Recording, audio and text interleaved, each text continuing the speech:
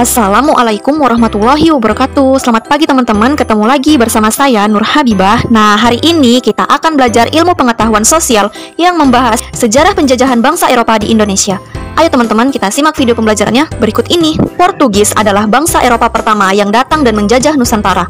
Pada tahun 1511, kedatangan bangsa Eropa ke dunia timur erat kaitannya dengan motivasi yang diungkapkan melalui slogan 3G, yaitu Gold, memperoleh kekayaan, Glory, penguasaan wilayah, dan Gospel, menyebarkan agama Kristen dan Katolik di wilayah timur.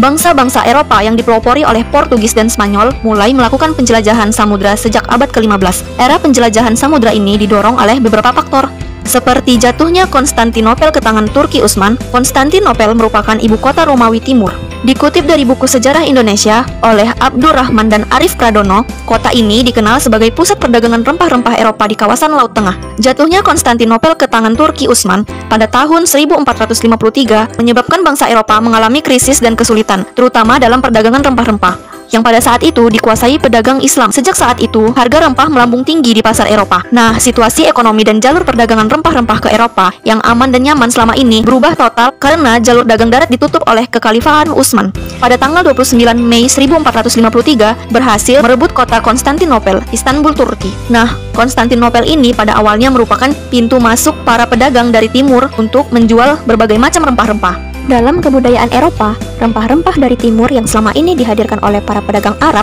sangat melekat jadi kebutuhan bangsa Eropa sebagai perpaduan jenis obat, pengawet makanan, bumbu masakan, dan juga simbol status sosial.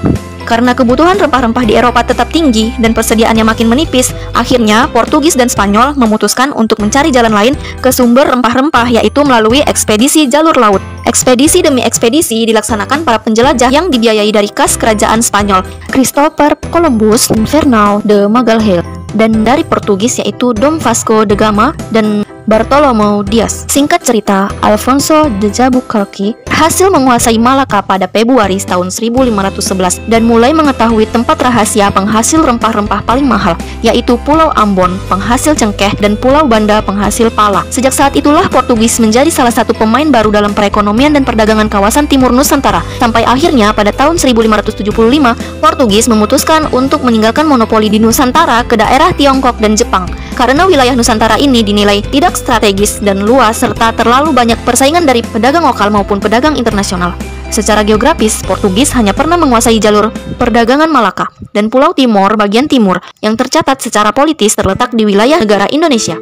Hal paling signifikan yang dilakukan oleh Portugis hanyalah ikut bermain dalam tatanan perdagangan Nusantara yang sebelumnya bebas menjadi monopoli oleh pihak Eropa, serta penyebaran agama Katolik di bagian timur wilayah Nusantara. Nah, faktor lain yang menyebabkan bangsa Eropa melakukan penjelajahan samudra ke dunia timur adalah pesatnya perkembangan ilmu pengetahuan di Eropa seperti ilmu geografi dan astronomi yang ada di Portugis. Ilmu tersebut dipadukan dengan teknologi perkapalan dengan adanya penemuan kompas dan layar segitiga. Selain teknologi perkapalan, persenjataan juga turut berkembang pesat di sana. Banyak senjata seperti meriam yang diletakkan di atas kapal-kapal perang. Nah teman-teman, demikian pembahasan kita hari ini. Ibu harap teman-teman semua dapat memahami materinya. Sekian dan terima kasih. Wassalamualaikum warahmatullahi wabarakatuh.